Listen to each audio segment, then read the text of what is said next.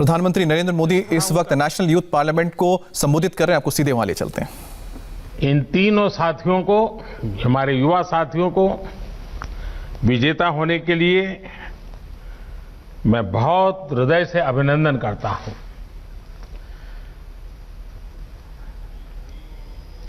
लोकसभा के स्पीकर श्री ओम बिरला जी,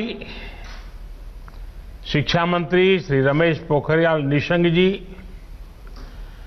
खेल और युवा मामलों के मंत्री श्री किरण रिजिजू जी और देश भर के मेरे युवा साथी, आप सभी को राष्ट्रीय युवा दिवस की बहुत बहुत शुभकामनाएं। स्वामी विवेकानंद की जन्म जयंती का ये दिन हम सभी को नई प्रेरणा देता है। आज का दिन विशेष इसलिए भी हो गया है कि इस बार युवा संसद देश की संसद के सेंट्रल हॉल में हो रही है। ये सेंट्रल हॉल हमारे संविधान के निर्माण का गवाह है। देश के अनेक महान व्यक्तियों ने यहां आजाद भारत के लिए फैसले लिए, भारत के भविष्य के लिए चिंतन किया। भविष्य के भारत को लेकर उनका सपना, उनका समर्पण, उनका साहस, उनका सामर्थ्य, उनके प्रयास, इसका एहसास आज भी सेंट्रल हॉल में होता है। और साथियों, आप जहां बैठे हैं उसी सीट पर जब संविधान की निर्माण प्रक्रिया चली थी, इस देश के किसी न किसी गणमान्य महापुरुष वहां बैठे होंगे। आप आज उस सीट पर बैठे हैं। मन में कल्पना कीजिए कि जिस जगह पे देश के वो महापुरुष बैठे थे, आज वहां आप बैठे हैं। देश को आपसे कितनी अपेक्षाएं हैं। मुझे विश्वास है ये अनुभव इस समय सेंट्रल हॉल में बैठे सभी युवा साथियों को भी हो रहा होगा। आप सभी ने जो यहां संवाद किया, मंथन किया, वो भी बहुत महत्वपूर्ण है। इस दौरान स्पर्धा में जो विजेता हुए हैं उनको मैं बधाई देता हूं, अपनी शुभकामनाएं देता हूं। और यहां जब मैं आपको सुन रहा था तो मुझे विचार आया और इसलिए मैंने मनोमन तय किया है कि आपके जो भाषण है उसको मैं आज मेरे ट्विटर हैंडल पर से ट्वीट करूंगा।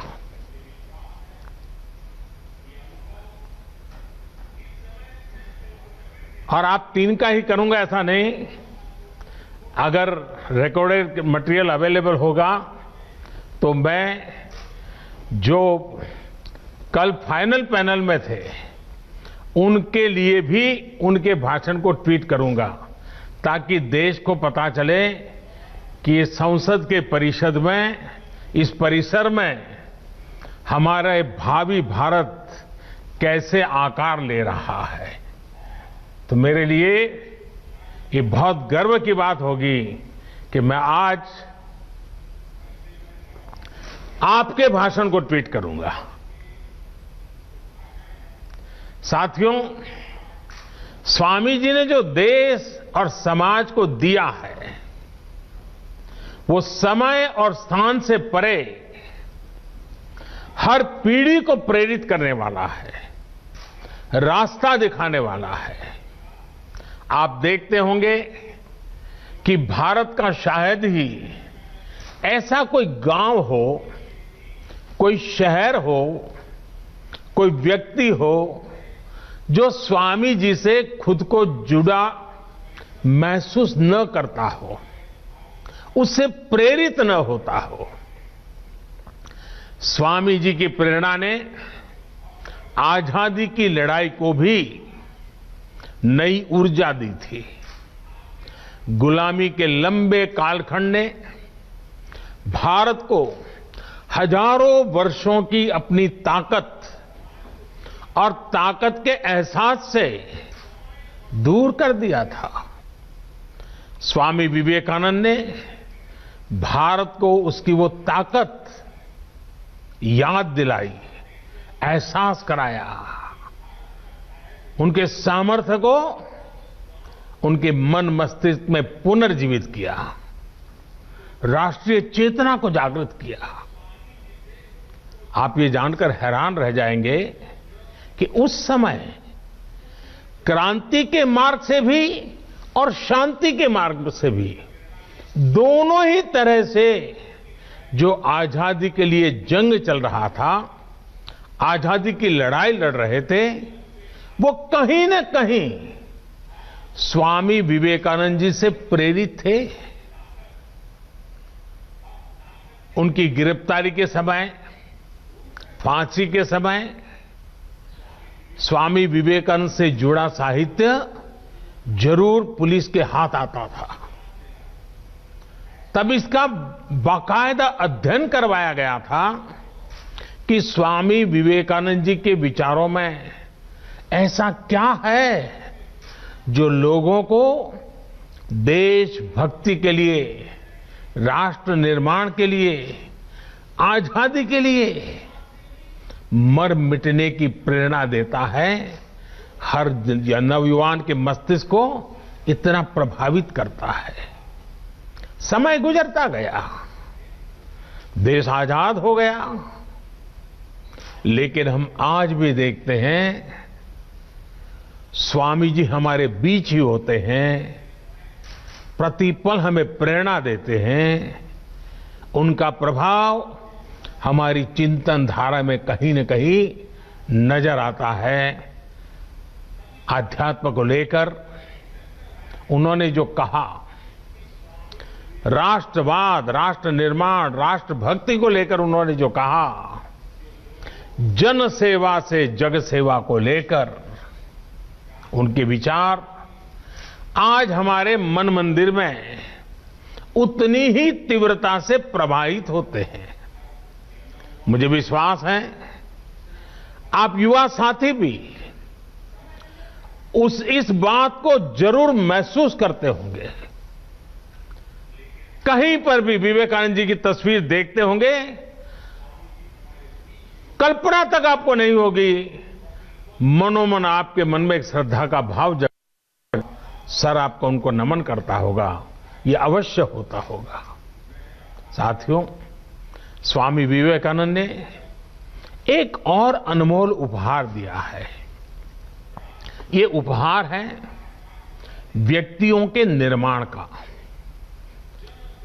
संस्थाओं के निर्माण का।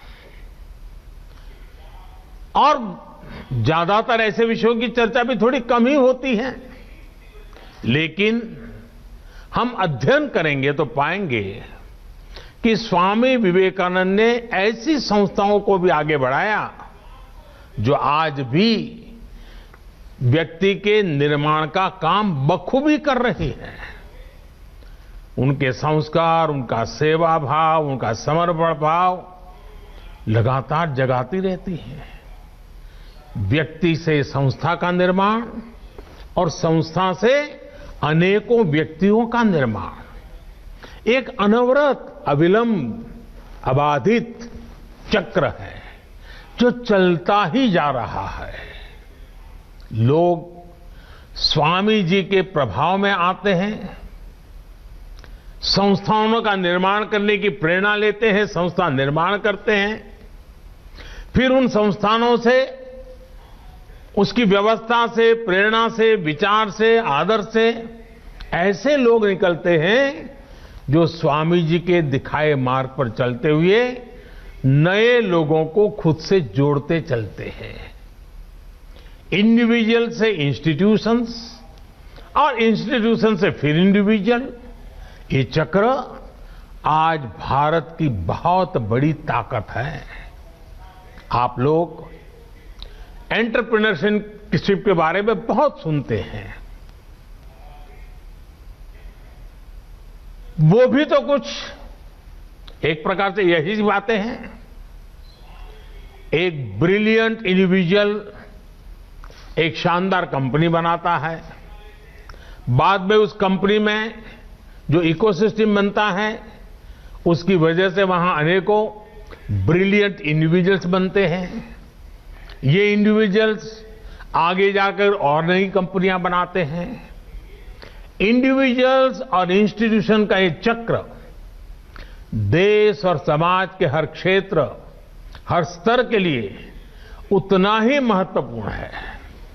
साथियों, आज जो देश में नई नेशनल एजुकेशन पॉलिसी लागू की गई है, उसका भी बहुत बड़ा फोकस बेहतर इंडिविजुअल्स के निर्माण पर है। व्यक्ति निर्माण से राष्ट्र निर्माण, ये पॉलिसी युवाओं की इच्छा, युवाओं के कौशल, युवाओं की समझ, युवाओं के फैसले को सर्वोच्च प्राथमिकता देती है। अब चाहे जो सब्जेक्ट चुनिए, चाहे जो कॉम्बिनेशन चुनिए, चाहे जो स्ट्रीम चुनिए, एक कोर्स को ब्रेक देकर आप दूसरा कोर्स शुरू करना चाहें तो आप वो भी कर सकते हैं। अब ये नहीं होगा कि पहले वाले कोर्स के लिए आपने जो मेहनत की थी वो बेकार हो जाएगी। आपको उतनी पढ़ाई का भी सर्टिफिकेट मिल जाएगा जो आगे ले जाएगा। साथियों, आज देश में एक ऐसा इकोसिस्टम विकसित किया जा रहा है जिसकी तलाश में अक्सर हमारे युवा विदेशों का रुख करते थे। वहां की आधुनिक शिक्षा, बेहतर एंटरप्राइज अपॉर्चुनिटीज,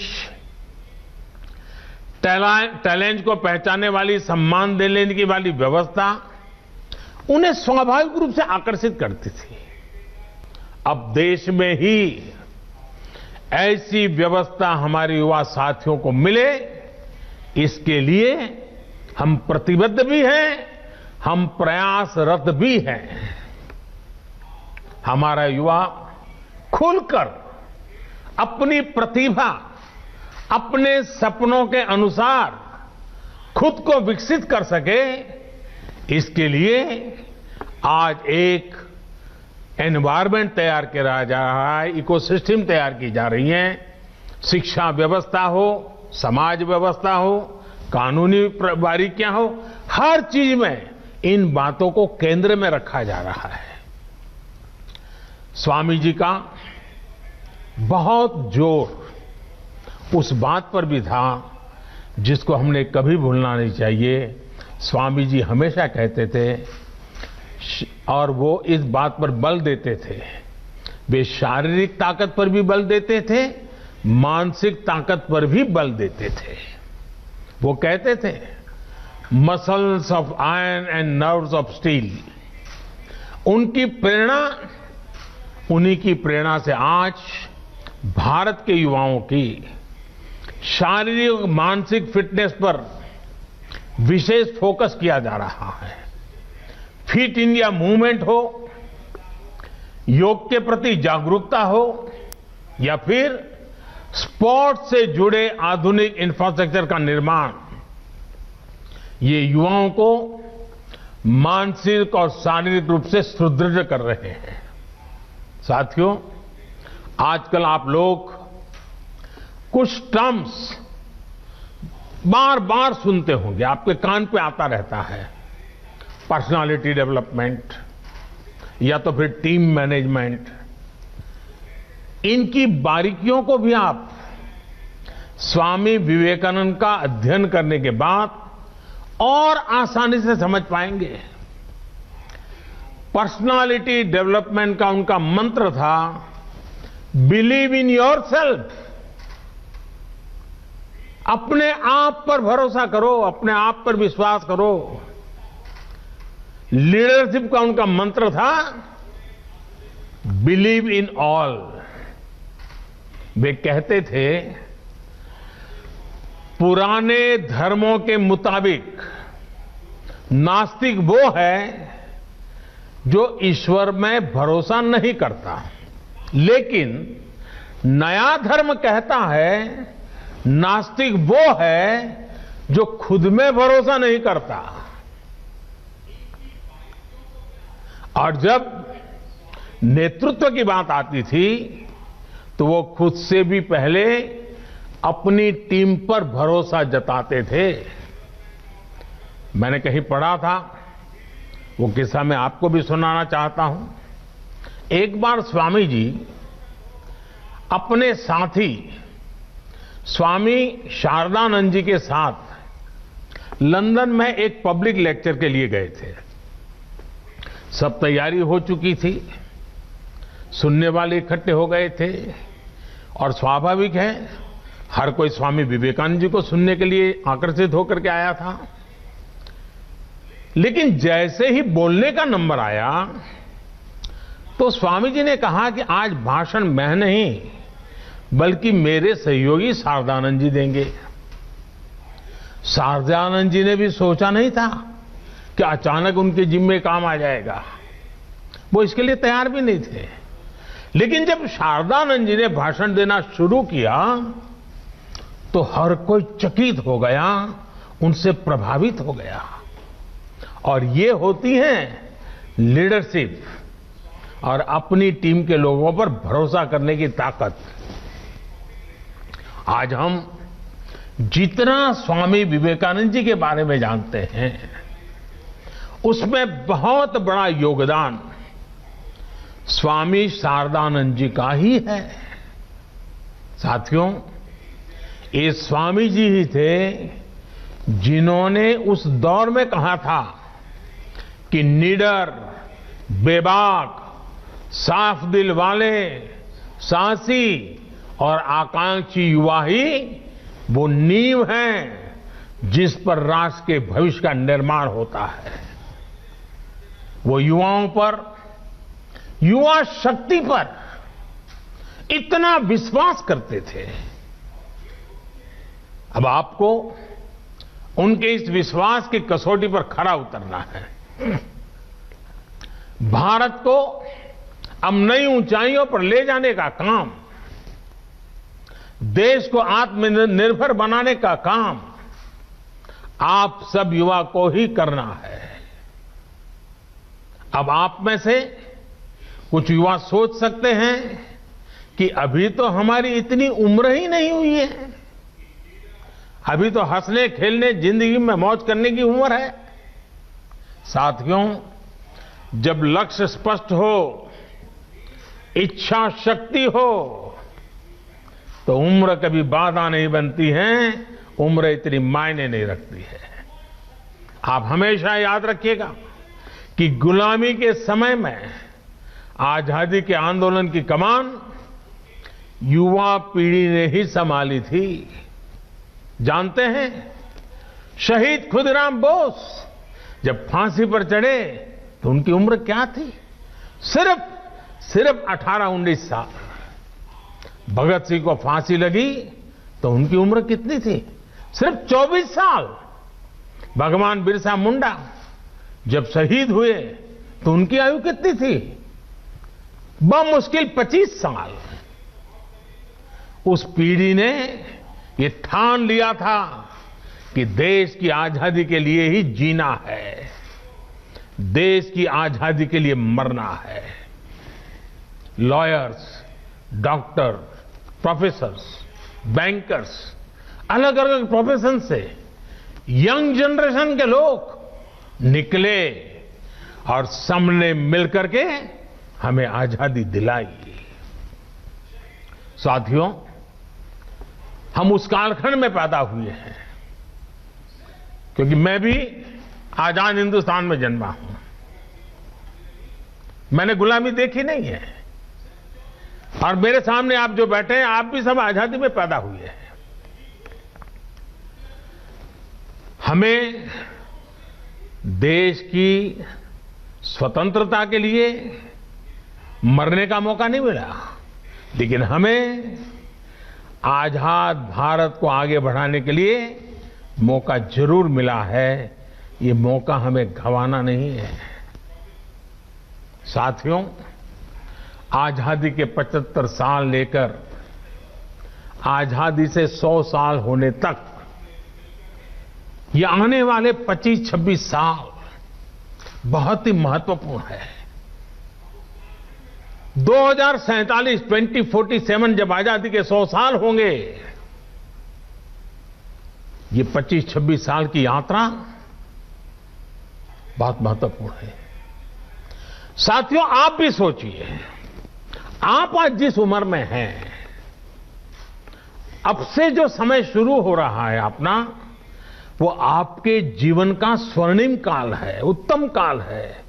और वही कालखंड भारत को भी आजादी के 100 साल की तरफ ले जा रहा है। मतलब आपके विकास की ऊंचाइयां, आजादी के 100 साल की सिद्धियां, दोनों कदम से कदम मिलाकर के चल रही है। मतलब आपकी जिंदगी के आने वाले 25-26 साल, देश के आने वाले 25-26 साल के बीच बहुत बड़ा तालमेल है, बहुत बड़ी अहमियत है। अपने जीवन में इन वर्षों में सर्वोच्च प्राथमिकता देश को दीजिए, देश की सेवा को दीजिए। विवेकानंद जी कहते थे कि ये सदी भारत की है। इस सदी को, भारत की सदी, हमारी युवा पीढ़ी को ही बनाना है। आप जो भी करिए, जो भी फैसला लीजिए, उसमें जरूर सोचिए कि इससे देश का क्या हित होगा। साथियों, स्वामी विवेकानंद जी कहते थे कि हमारे युवाओं को आगे आकर राष्ट्र का भाग्य विधाता बनना चाहिए। इसलिए ये आपकी जिम्मेदारी है कि भारत के भविष्य का नेतृत्व करें। और आपकी ये जिम्मेदारी देश की राजनीति को लेकर के भी है, क्योंकि राजनीति, पॉलिटिक्स देश में सार्थक बदलाव लाने का एक सशक्त माध्यम है। हर क्षेत्र की तरह पॉलिटिक्स को भी युवाओं की बहुत ज्यादा जरूरत है। नई सोच, नई ऊर्जा, नए सपने, नया उमंग, देश की राजनीति को इसकी बहुत जरूरत है। साथियों, पहले देश में ये धारणा बन गई थी कि अगर कोई युवक राजनीति की तरफ रुख करता था तो घर वाले कहते थे कि अब बच्चा बिगड़ रहा है, क्योंकि राजनीति का मतलब ही बन गया था झगड़ा, फसाद, लूट, खसोट, भ्रष्टाचार, न जाने क्या क्या लेबल लग गए थे। लोग कहते थे कि सब कुछ बदल सकता है, लेकिन सियासत नहीं बदल सकती। लेकिन आज आप देखिए, आज देश की जनता, देश के नागरिक इतने जागरूक हुए हैं कि राजनीति में वो ईमानदार लोगों के साथ खड़े होते हैं, ईमानदार लोगों को मौका देते हैं। देश की सामान्य जनता ईमानदार, समर्पित, सेवाभावी राजनीति में आए हुए लोगों के साथ डट करके खड़ी रहती है। ऑनेस्टी और परफॉर्मेंस आज की राजनीति की पहली अनिवार्य शर्त होती जा रही है। और देश में जो जागरूकता आई है ना, उसने ये दबाव पैदा किया है। भ्रष्टाचार जिनकी लीगेसी थी, उनका भ्रष्टाचार ही आज उन पर बोझ बन गया है। और ये देश के सामान्य नागरिक की जागरूकता की ताकत है। वो लाख कोशिशों के बाद भी इससे उभर नहीं पा रहे हैं।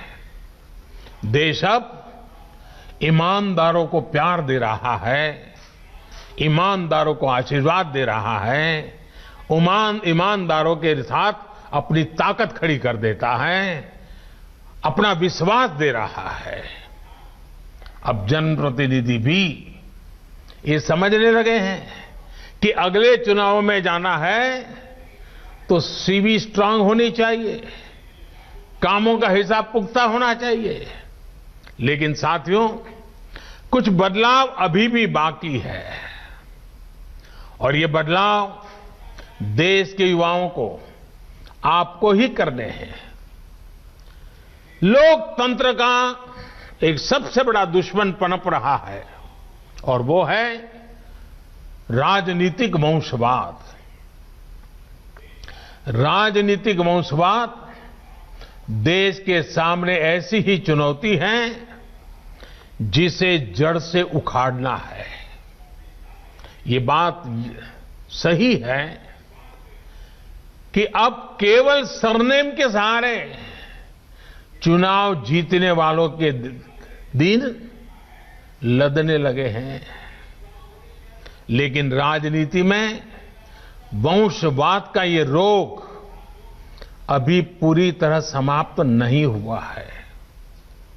अभी भी ऐसे लोग हैं जिनका विचार, जिनका आचार, जिनका लक्ष्य सब कुछ अपने परिवार की राजनीति और राजनीति में अपने परिवार को बचाने का ही है।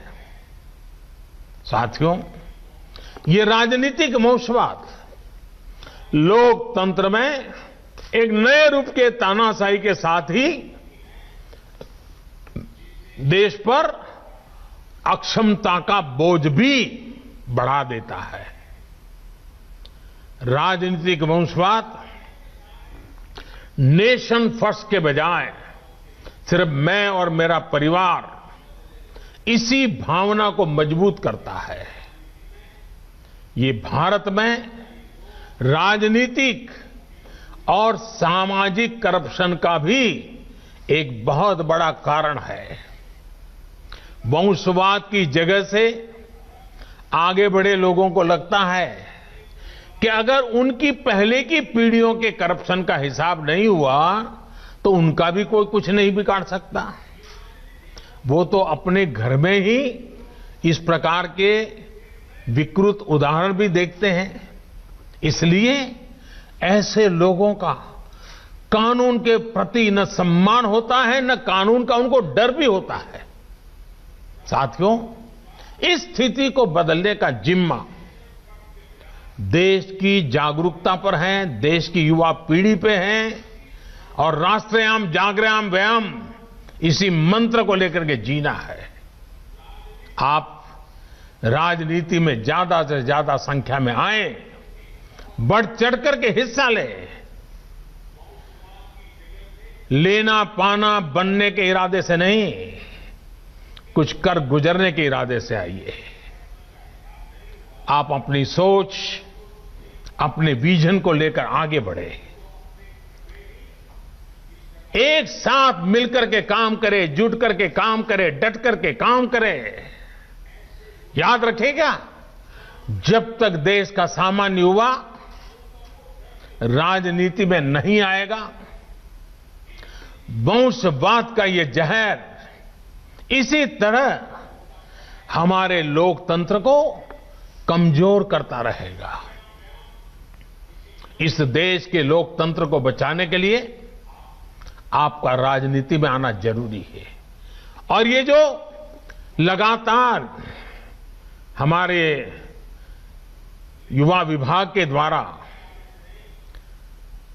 मॉक संसद के कार्यक्रम चलाए जा रहे हैं, देश के विषयों पर युवा मित्र मिलकर के चर्चा करें, देश के युवाओं को भारत के सेंट्रल हॉल तक लाया जाए, इसके पीछे मकसद भी यही है कि देश की नई युवा पीढ़ी को हम तैयार करें ताकि वो हमारे साथ आने वाले दिनों में देश का नेतृत्व करने के लिए आगे आए, आगे बढ़े।